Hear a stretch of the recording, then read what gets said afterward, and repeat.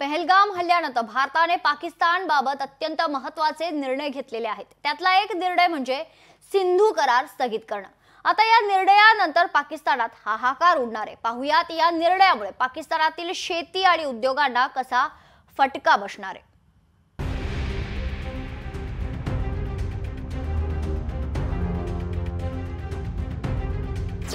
भारताच्या निर्णयाने पाकिस्तानमध्ये हाहाकार। पाकिस्तानची शेती उद्योग घंटागळ्या खाणार। भारताशी पंगा घेणं पाकिस्तानला भोवणार। काश्मीरमधील पहलगाम येथे झालेल्या दहशतवादी हल्ल्यात देश विदेशातील 28 जणांचा दुर्दैवी मृत्यू झाला।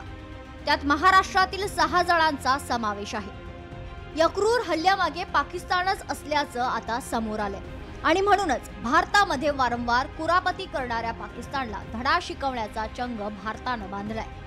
त्याचाच एक भाग म्हणून भारतानं 5 कठोर निर्णय घेतलेले आहेत। त्यातला सर्वात महत्त्वाचा निर्णय म्हणजे सिंधू नदी करार स्थगित करण्याचा। काश्मीरमधून 5 नद्या पाकिस्तानात जातात।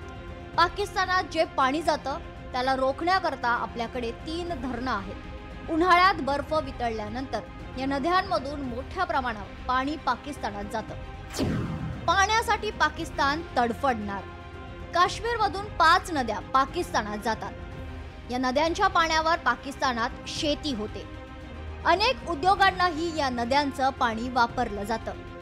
सिंधू करार स्थगित केल्यानं पाकिस्तानात पाणीबाणी येणार। गहू मक्याची शेती या नद्यांच्या पाण्यावर अवलंबून। उद्योगांसाठी ही पाण्याची चणचण भासणार। सिंधू वाटप पाणी कराराला भारताने दिलेली स्थगिती हा एक मास्टर स्ट्रोक आहे। त्याला मी जलास्त्र असं म्हणेल, त्याला ब्रह्मास्त्र मी असं म्हणेल। आजपर्यंत आपण कधीही या अस्त्राचा वापर हा केलेला नव्हता। मला वाटतं की पाकिस्तानच्या विरुद्ध सर्जिकल स्ट्राईक असेल, एअर स्ट्राईक असेल किंवा अगदी न्यूक्लिअर स्ट्राईक पेक्षा देखील भयानक अशा प्रकारचे अस्त्र असणार आहे।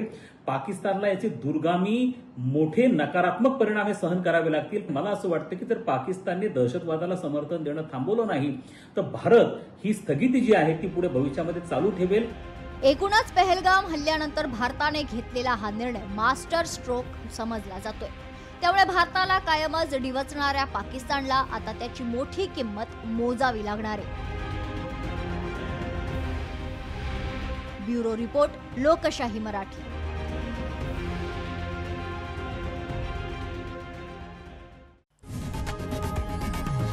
लोकशाही मराठी ऐका, पहा, जागरूक रहा।